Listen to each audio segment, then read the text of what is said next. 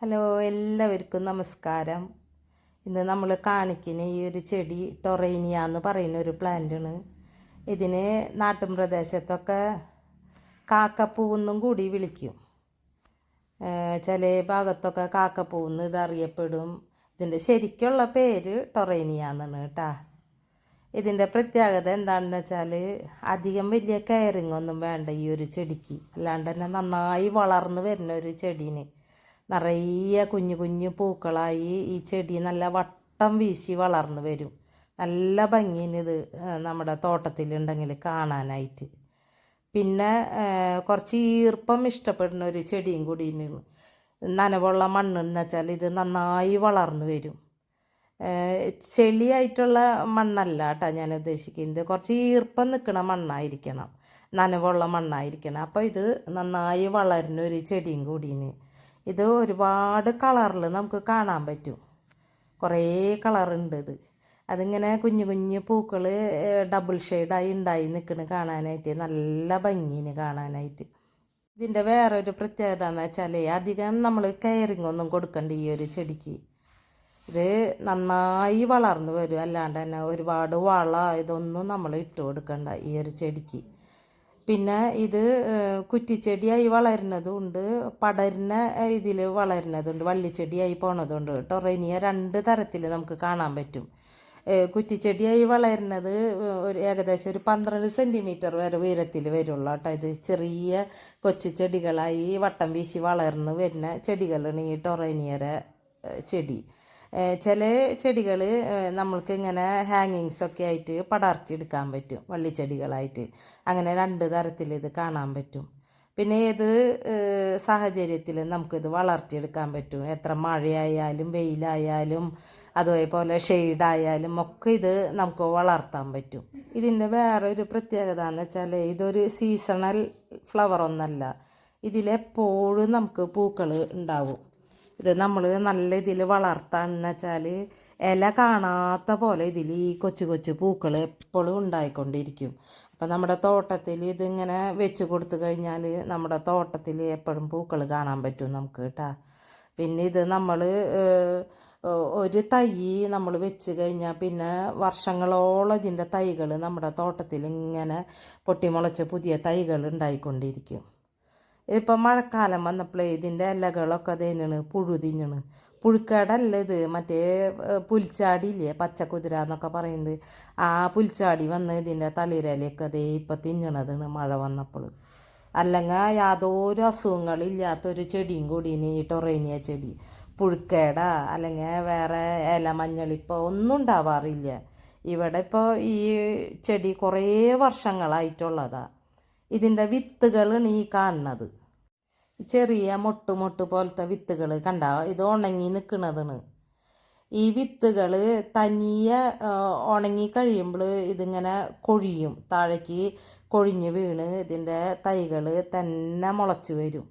കുറേ തൈകൾ ഇങ്ങനെ എല്ലാ സ്ഥലത്തും ഇത് തന്നെ മുളയ്ക്കും.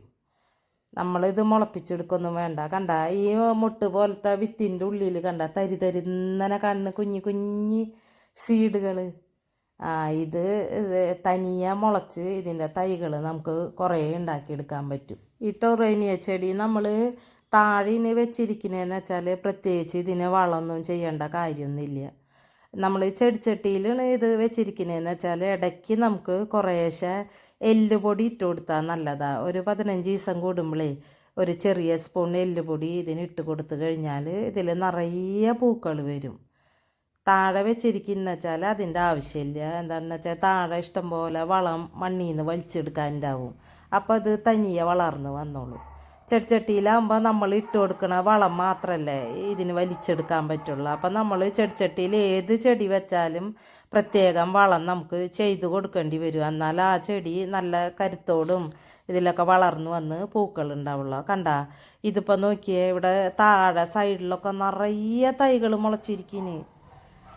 എൻ്റെ തോട്ടത്തിൽ എവിടെ നോക്കിയാലും ഈ ടൊറേനിയര തൈകളാണ്. ഇതൊക്കെ കണ്ട, ഇത് നമ്മൾ നട്ട് കൊടുത്തതൊന്നല്ല, തന്നെ ഇത് മുളച്ച് വരുന്ന തൈകളാണ്. ഇനി ഇത് അവിടെ തന്നെ നിന്നിട്ട് ഇത് പൂവിടും. അത്രയ്ക്കധികം തൈകൾ ഇവിടെ അതേ മുളച്ച് നിൽക്കുന്നുണ്ട്. നമ്മൾ ഇൻ്റർലോക്ക് ചെയ്ത ഇതിൻ്റെ ഉള്ളിലൊക്കെ ടൊറേനിയര തൈകൾ മുളച്ച് വന്ന് അവിടെ തന്നെ നിന്ന് ഇത് പൂവിടും. ഈ ചെടി നമ്മൾ PVC പൈപ്പൊക്കെ വെച്ചിട്ട് ടവർ സ്റ്റാൻഡൊക്കെ ഉണ്ടാക്കി ആ ഇതിൽ സെറ്റ് ചെയ്ത് കൊടുത്തു കഴിഞ്ഞാൽ നല്ല ഭംഗിയിൽ കാണാനായിട്ട്. ചെറിയ പ്ലാന്റ് ആയതുകൊണ്ടുണ്ടല്ലോ, അധികം ഉയരൊന്നും വെക്കാണ്ട് നല്ല ബുഷിയായി വളരുന്ന പൂക്കണ ചെടി ആയതുകൊണ്ട് അങ്ങനെ ടവർ സെറ്റ് ചെയ്തിട്ട് അതിൽ നട്ട് കൊടുത്തു കഴിഞ്ഞാൽ നല്ല ഭംഗിയാണ്. ഞാൻ അതിൻ്റെ ഒരു വീഡിയോ മുന്നേ എൻ്റെ ചാനലിൽ ഇട്ടിട്ടുണ്ട്. അത് കുറേ പേരൊക്കെ കണ്ടിട്ടുണ്ട് ആ ഒരു വീഡിയോ, ടവറിൽ സെറ്റ് ചെയ്ത്. എൻ്റെ കയ്യിലിപ്പോൾ ഈ ടൊറേനിയര പ്ലാന്റ് ഒരു 3-4 കളറുണ്ട് കേട്ടോ. വൈറ്റ്, പിങ്ക്, പർപ്പിള്, മജന്ത, അങ്ങനെ കുറച്ച് കളറുണ്ട് എൻ്റെ കയ്യിൽ. ഇത് ഒരുപാട് കളറിൽ ഇത് കാണാൻ പറ്റും. ഒരു 7 കളറാണ്ട് ഉണ്ട് നമ്മുടെ നാട്ടിൽ ഈ ടൊറേനിയര പൂക്കൾ. ഇതിങ്ങനെ ഒരുപാടുണ്ടായി നിൽക്കുമ്പോൾ കാണാൻ നല്ല ഭംഗിയാണിത്. അധികം വലിയ കെയറിങ്ങൊന്നും വേണ്ടല്ലോ നമുക്ക്. അപ്പം നമുക്ക് വളർത്തിയെടുക്കാൻ വളരെ എളുപ്പമുള്ളൊരു ചെടിയും കൂടിയിട്ടാണ് ഈ ടൊറേനിയ പ്ലാന്റ്സ്. എപ്പോഴും നമ്മൾ നമ്മുടെ തോട്ടത്തിൽ അധികം കെയറിങ് ഒന്നും കൊടുക്കാണ്ട് എപ്പോഴും നമ്മുടെ തോട്ടത്തിൽ പൂക്കൾ ഉണ്ടാവുന്ന ചെടികൾ സെലക്ട് ചെയ്ത് നടുന്നതാണ് നല്ലത്. അപ്പോൾ എന്താണെന്ന് വെച്ചാൽ നമുക്ക് അധികം വലിയ ഇതൊന്നും അതിന് കൊടുക്കുകയും വേണ്ട. എന്നാൽ നമ്മുടെ തോട്ടത്തിൽ എപ്പോഴും പൂക്കൾ നമുക്ക് കാണാനും പറ്റും. ഇതുപോലെയുള്ള കൊച്ചു കൊച്ചു ചെടികൾ നട്ടുപിടിപ്പിക്കുന്ന വെച്ചാലേ. അപ്പോൾ ഇതുപോലെയുള്ള കൊച്ചു കൊച്ചു ചെടികൾ ഇനി തോട്ടത്തിന് കൂടുതൽ ഭംഗിയും കൊടുക്കുക.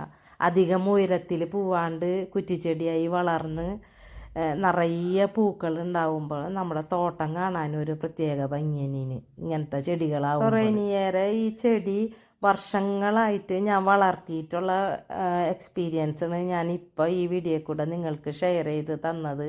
എനിക്കറിയുന്ന എല്ലാ കാര്യങ്ങളും ഞാൻ പറഞ്ഞു തന്നിട്ടുണ്ട് ഈ ചെടീനെ കുറിച്ചിട്ട്. അപ്പോൾ ഇനി നമുക്ക് അടുത്തൊരു വീഡിയോയിൽ കാണാം. ഇതുപോലെയുള്ള നല്ല നല്ല വീഡിയോകളായിട്ട് ഇനിയും വരാം കേട്ടോ. എല്ലാവർക്കും ബൈ ബൈ.